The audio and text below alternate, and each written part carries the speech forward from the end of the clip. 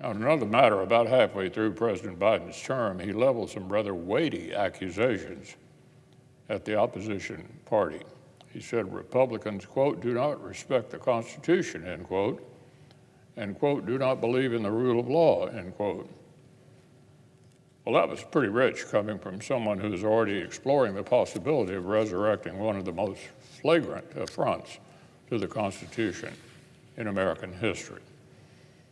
After less than 100 days in office, the president had formed a faux academic commission to revisit a plan to toss out the separation of powers and pack the Supreme Court.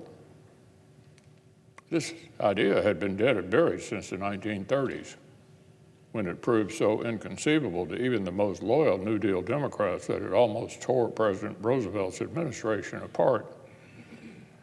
And just months after convening, the president's own commission concluded that structural changes would, listen to this, risk irreparable damage to an independent judiciary. That was the president's commission. Commissions warned that, quote, in recent years, we've seen Democratic governments regress or backslide with respect to judicial independence. This has come through electoral majorities using their power to restructure previous independent institutions, including courts, to favor the political agendas of those governments. Now, this didn't entirely chasten Washington Democrats.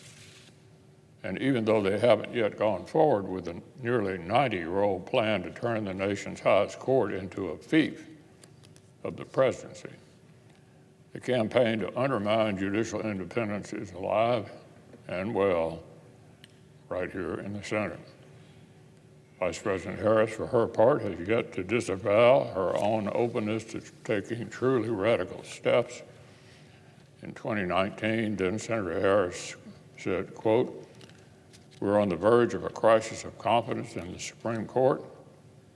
We have to take this challenge head on, and everything is on the table to do that. Everything is on the table, including, as she confirmed just this summer, packing the court.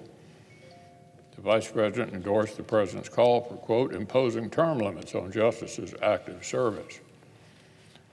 It would be difficult to draw up a more devastating blow to public confidence in the independence of a co-equal branch of government than subordinating it to election cycles of another. On a laundry list of issues, Vice President Harris' flip-flops have left voters wondering where she stands. But this particular one is no secret. The Democratic nominee for President of the United States wants to reanimate a dangerous, long-rejected attack on judicial independence, an idea the American people would do well to send back to the ash heap where it belongs.